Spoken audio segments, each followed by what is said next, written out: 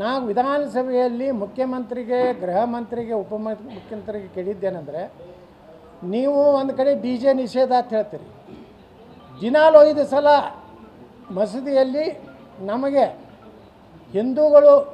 ಹಿಂದೂ ವಿದ್ಯಾರ್ಥಿಗಳು ಶಾಲೆಗೆ ಹೋಗುವಂಥವ್ರು ಶಿಕ್ಷಣ ಅಭ್ಯಾಸ ಮಾಡಲಿಕ್ಕೂ ಸಹ ತೊಂದರೆ ಮಾಡ್ತಾ ಇರುವಂಥದಕ್ಕೆ ಯಾವುದೇ ಅನುಮತಿ ಇಲ್ಲ.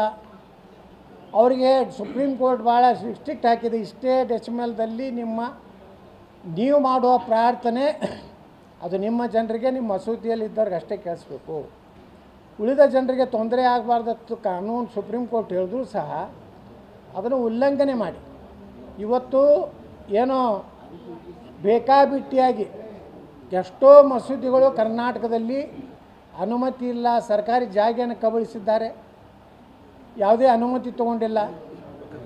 ಅಲ್ಲಿ ನಡೆಯುವಂಥದ್ದು ಬಹುಶಃ ನಮ್ಮ ಹಿಂದೂಗಳ ದೇವಸ್ಥಾನದಲ್ಲಿ ಎಲ್ಲೂ ಒಂದು ದೇವಸ್ಥಾನದಲ್ಲಿ ಶಸ್ತ್ರಾಸ್ತ್ರ ಸಿಗುವುದಿಲ್ಲ, ಹಿಂದೂ ದೇವಸ್ಥಾನಗಳಲ್ಲಿ ಕಲ್ಲು ಸಿಗುವುದಿಲ್ಲ, ಮತ್ತು ಯಾವುದೇ ಕರ್ನಾಟಕದಲ್ಲಿ ಯಾವುದೇ ಮುಸ್ಲಿಮರ ರಂಜಾನ್ ಇರ್ಬೋದು, ಈದ್ ಮಿಲಾದ್ ಇರ್ಬೋದು, ಒಂದು ಕಡೆಯೂ ಹಿಂದೂಗಳು ಕಲ್ಲು ಹಾಕುವಂಥದ್ದು, ತೊಂದರೆ ಮಾಡುವಂಥದ್ದು ಮಾಡಿಲ್ಲ. ಆದಾಗ್ಯೂ ಸಹ ಗಣಪತಿಯ ಒಂದು ಮೂರ್ತಿ ಮೇಲೆ ಕಲ್ಲು ಒಗೆಯುವಂಥದ್ದು, ಉಗುಳುವುದು, ನಾಗಮಂಗಲದಲ್ಲಿ ಇವತ್ತು ಪೆಟ್ರೋಲ್ ಬಾಂಬ್ ಹಾಕುವಂಥದ್ದು, ಸುಮಾರು 16 ಕೋಟಿ ರೂಪಾಯಿ ನಮ್ಮ ಹಿಂದೂಗಳ ಅಂಗಡಿಗಳ ಬೆಂಕಿ ಹಚ್ಚುವಂಥದ್ದು, ಇದೆಲ್ಲ ಆದರೂ ಸಹಿತ ಇವತ್ತು ಕರ್ನಾಟಕದಲ್ಲಿ ಒನ್ ವೇ ಮುಸ್ಲಿಮರ ಬೆಂಬಲಿತ ರೀತಿಯಲ್ಲಿ ಈ ಸರ್ಕಾರ ನಡೀತಾ ಇದೆ. ಈ ಕಾರಣದಿಂದ ಕರ್ನಾಟಕದಲ್ಲಿ ಹಿಂದೂಗಳು ಜಾಗೃತಿ ಆಗ್ತಾ ಇದ್ದಾರೆ. ಕರ್ನಾಟಕದಲ್ಲಿ ಅಭಿವೃದ್ಧಿ ಆಗಬೇಕಾಗಿದೆ. ಮತ್ತು ನಮ್ಮ ಯುವಕರಿಗೆ ಸುಮಾರು 2 ಲಕ್ಷ ಉದ್ಯೋಗಗಳು ಖಾಲಿ ಅದಾವೆ. ಕರ್ನಾಟಕದಲ್ಲಿ ಸುಮಾರು 2 ಲಕ್ಷ ಮೀರಿ ನೇಮಕಾತಿ ಆಗ್ತಾಯಿಲ್ಲ. ಪೊಲೀಸ್ ಇಲಾಖೆ ಒಂದರಲ್ಲೇ ಸುಮಾರು 18,000 ಹುದ್ದೆಗಳು ಖಾಲಿ ಇದ್ದಾವೆ.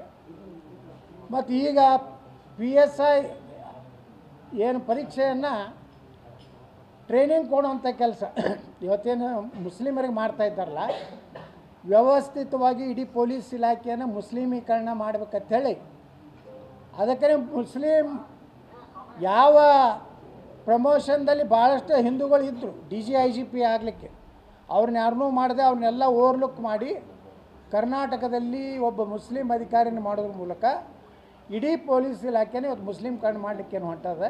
ಅದರ ಒಂದು ಪ್ರತಿರೋಧ ಇವತ್ತು ಇಡೀ ರಾಜ್ಯದಲ್ಲಿ ಕಾಣಿಸ್ತದೆ. ಅದೇ ಪ್ರಯೋಗ ಇವತ್ತು ಮದ್ದೂರಿನಲ್ಲಿ, ಮಂಡ್ಯದ ನಮ್ಮ ಹಿಂದೂಗಳು ಪ್ರತಿಕ್ರಿಯೆ ಕೊಡ್ತಾರೆ.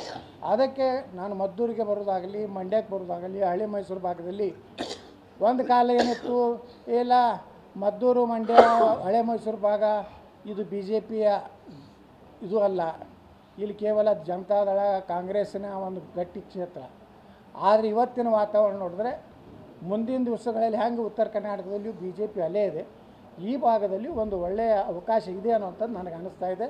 ಮತ್ತು ಜನ ಕೊಡುವಂಥ ಪ್ರೀತಿ, ಜನ ಕೊಡುವಂಥ ನನ್ನ ಮೇಲಿನ ಆತ್ಮೀಯತೆ ಕೇವಲ ನನ್ನ ಸಲಹೆ ಕೊಡ್ತಾ ಇಲ್ಲ, ಸನಾತನ ಹಿಂದೂ ಧರ್ಮದ ಪರವಾಗಿ ಗಟ್ಟಿನ ಮಾತಾಡ್ತೀನಿ ಅನ್ನೋಂಥ ಭಾವನೆಯಿಂದ ಕೊಡ್ತಾ ಇದ್ದಾರೆ. ಅದಕ್ಕೆ ನಾನು ಈ ಕಡೆ ಎಲ್ಲ ಈ ಭಾಗದಲ್ಲಿ ಇವತ್ತು ಪ್ರವಾಸ ಮಾಡ್ತೇನೆ. ತುಂಬ ದಪ್ಪ ಇದ್ದೀರಾ, ಅದರಲ್ಲೂ ಯಾವುದೇ ಸೈಡ್ ಎಫೆಕ್ಟ್ ಇಂದ ಸಣ್ಣ ಆಗ್ಬೇಕಾ? ಎಷ್ಟೋ ಜನ ಹೇಳ್ತಾ ಇದ್ರಿ, ಸರ್ ನಾನು ಜಿಮ್ಗೆ ಹೋಗ್ತಾ ಇದ್ದೀನಿ ಆದ್ರೂ ಸಣ್ಣ ಆಗ್ತಾ ಇಲ್ಲ ಸರ್, ವರ್ಕೌಟ್ ಮಾಡ್ತಾ ಇದ್ದೀನಿ ಆದ್ರೂ ಸಣ್ಣ ಆಗ್ತಾ ಇಲ್ಲ ಅಂತ ಹೇಳ್ತಾ ಇದ್ರಲ್ಲ, 100% ಯಾವ ಜಿಮ್ಗೂ ಹೋಗ್ದಂಗೆ ವರ್ಕೌಟು ಮಾಡ್ದಂಗೆ ನೀವು ಸಣ್ಣ ಆಗ್ಬೋದು.